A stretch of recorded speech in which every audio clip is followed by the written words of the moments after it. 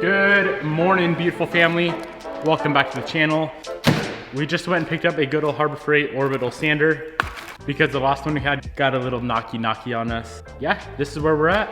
The car is pretty damn dirty right now. By the way, we're working on the Black Evo 8 again, not the truck. The hood is finished. The front bumper is finished. The driver's side fender is finished. Look at how glossy that is. I know it's hard to tell when there's buffing compound all over it, but I think you can kind of get the hint or the idea of how she's gonna look based off this fender right here. Whew, she looks good. We're nearing completion with this front fender. Super stoked to get this full cut and buff done. And then when we know for a fact that it's perfect this time around, unlike last time, we can go ahead and get our ceramic coated again. I can certainly say that this is taking way longer than it usually would because the car is ceramic coated. It's taking way longer to buff out the scratches. And in my mind, the reason for that is because we are having to buff through the ceramic coat, break through that layer, and reach the actual paint to correct the paint itself. That's why they say, make sure, and that's why I've said in the past too, make sure your paint is in acceptable condition to you before you ceramic coat it, or else you will run into the problems that we're having today, where we're spending 7 hours on a freaking hood.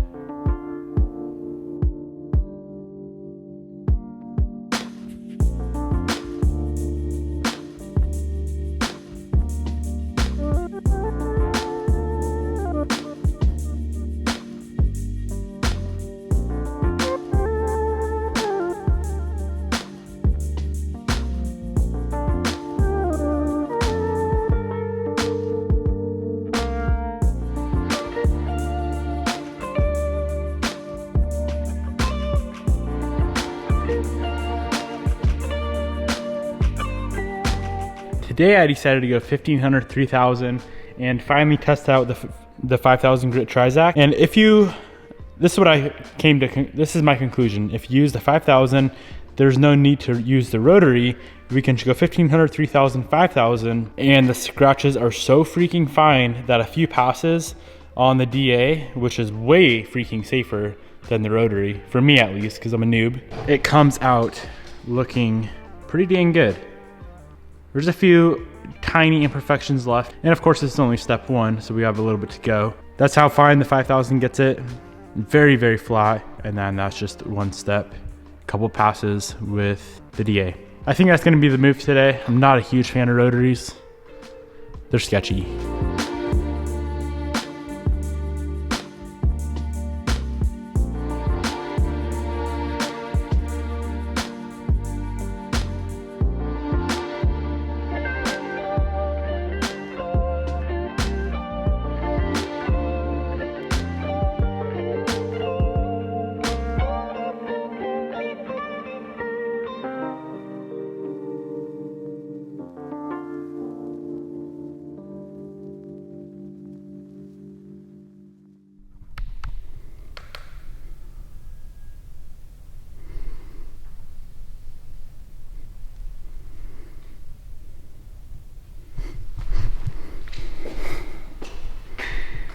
The whole front of the car is complete. Hood, fenders, front bumper. We're gonna move on to the roof and the pillars now. And the reason that we're gonna do that before we do the doors or anything else is because when you're leaning over the car constantly to get to the roof, you're gonna scratch the doors. It's kind of inevitable. So I always like to do the roof and these pillars right here on both sides, and then kind of work your way down from there. Do the doors, move on to the quarter panels, and then that trunk. The trunk is gonna be fun. I'm excited for the transformation on the trunk. The wing, I don't know. That thing is so freaking bad that it might need to be replaced. Big wing time, maybe, probably not.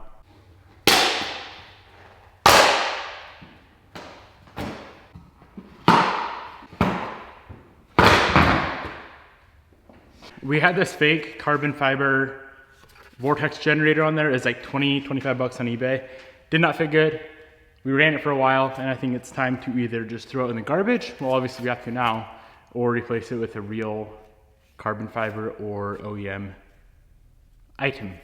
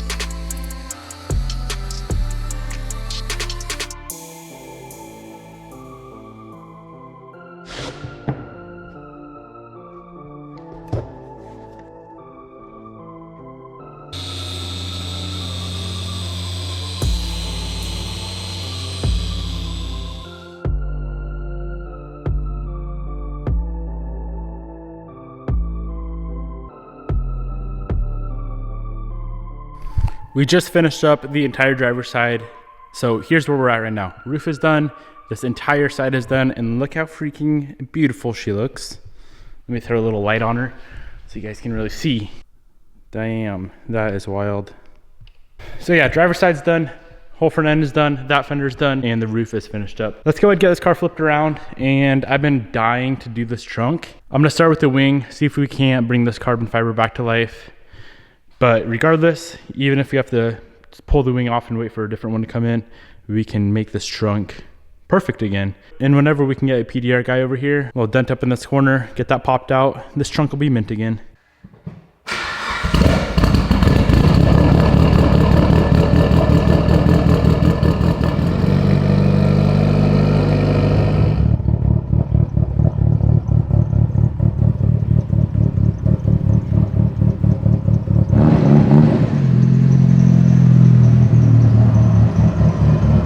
All right, the first mission with the back of the car is gonna be the wing.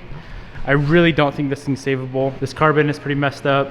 I did have it supposedly fixed and they made it worse. But you see this color difference? We'll see what we can do.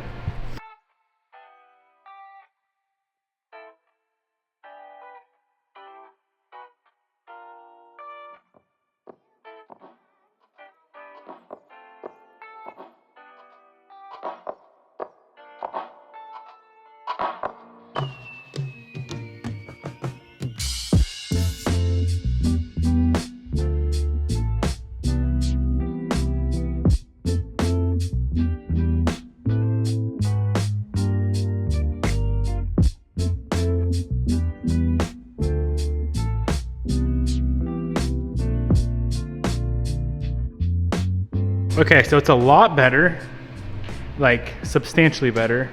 That's the area we just did versus the rest of the wing. Couple problems though. We're still having that discoloration. Pretty much this whole edge is burnt through on the carbon fiber. The area that I'm most worried about though is down there. Like there's no way we can really fix all of that. I really don't want to do this because I want to stay true to the Evo 8. But we do have a black Evo 9 wing, and the difference between the 8 and the 9 wing is that this inside piece right here is paint matched on the 9, on the 8 it's exposed carbon fiber. But being that this top blade right here is 100% perfect condition on this wing, it's a little bit dirty and dusty right now. She's been sitting around for years. I think we can go ahead and run this wing. I think running this wing is a much better option versus running a destroyed Evo 8 wing, even though we're not staying true to the Evo 8. Unless someone has a black Evo 8 wing for sale or any Evo 8 wing for sale, we could always paint the ends. Preferably black though. Hit me up on Instagram.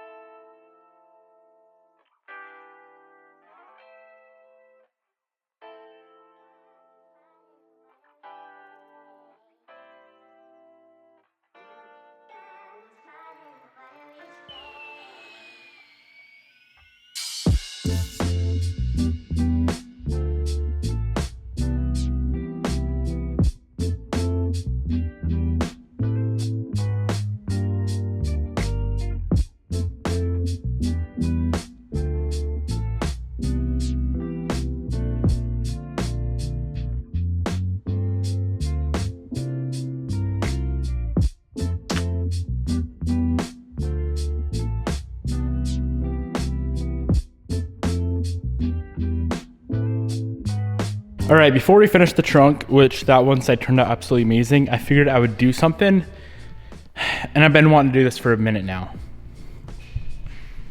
I've always wanted to see what a big wing would look like on the 8. And I can honestly say, well, that's off the FRS, so it's not made for the 8. It's a little bit different of a style. I'm sure if we threw the 10 wing on it, it'd probably look like it should. But that in general is just, that ain't it. Stock wing or wingless looks way better than the big wing, in my opinion, at least that big wing.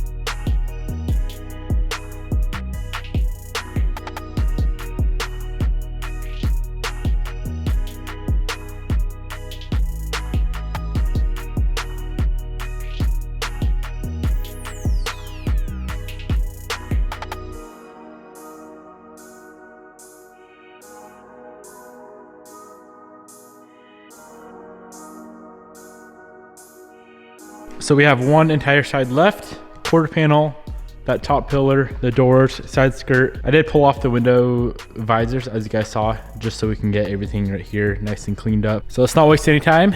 Let's get this thing banged out. Front fender's already done, so just this back part, and we will be done with the paint correction.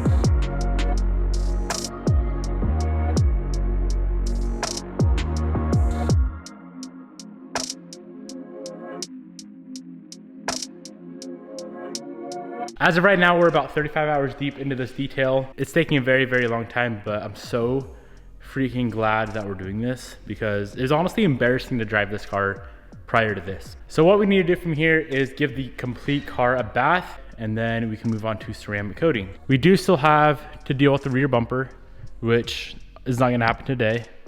And we have to deal with the wing. We gotta figure out what we're doing for a wing. But honestly, I freaking love how this car looks wingless. It looks insane wingless. I think it looks better wingless than it does with a wing.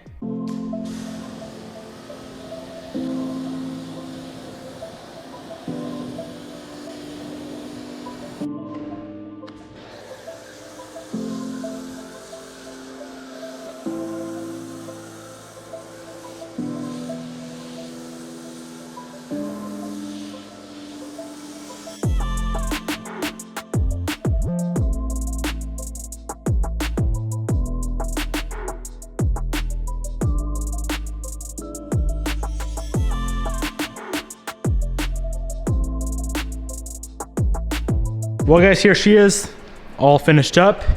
This thing came out so freaking good. Literally looks like a completely different car, obviously except for the bumper.